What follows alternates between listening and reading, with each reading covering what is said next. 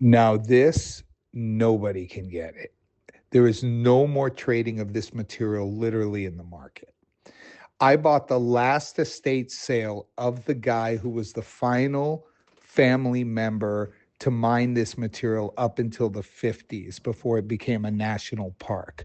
What you are looking at is Zabargad Peridot from Egypt. This is actually an island right off of Egypt in the Red Sea. This is where, if you go back historically, this is where Cleopatra mined what was known as the Cleopatra Emerald 3,000 years ago. This was the deposit. It's actually peridot, but they wore it like emerald. They thought it was emerald, or it was the emerald of the time.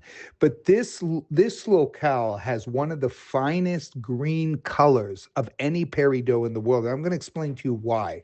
And one of the reasons we can easily identify the Zabargad peridot and what it stands for.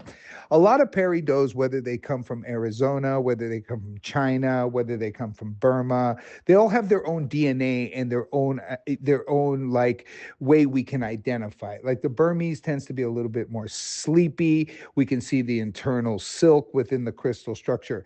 The Zabargad peridot has the perfect iron concentration of 15%.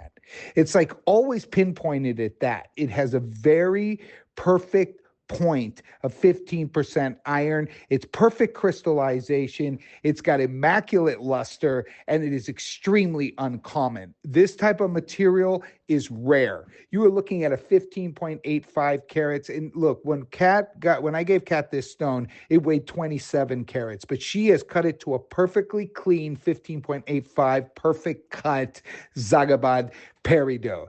Zabargad, this particular island, is now a national reserve. You can't mine there. There's been no mining since the 1950s. So I got this out of an estate sale in Cairo. I flew in, sat down. I mean, they were doing a lot of different things. They were selling different property of the owners and this and that. I was only interested in his rough material. He had different assets, lots of kids, left it all, and obviously it had to go to an estate sale auction, and that's where I picked up these stones. Extremely rare, very coveted. I love the design on this piece as well. 1.49 carats of deep flawless diamonds, but well worked within the gold, as you would expect from Florence. Big piece here, guys. Sits on the finger. You'll be the only person you know that owns the gem dating back to the period of Cleopatra or from the mine of Cleopatra. So if you like rare gems like the Balas ruby from the Marco Polo time, cashmere sapphires, Russian emeralds from the Russian Tsars, this is the one from Cleopatra. Extremely rare, very coveted, and super quality.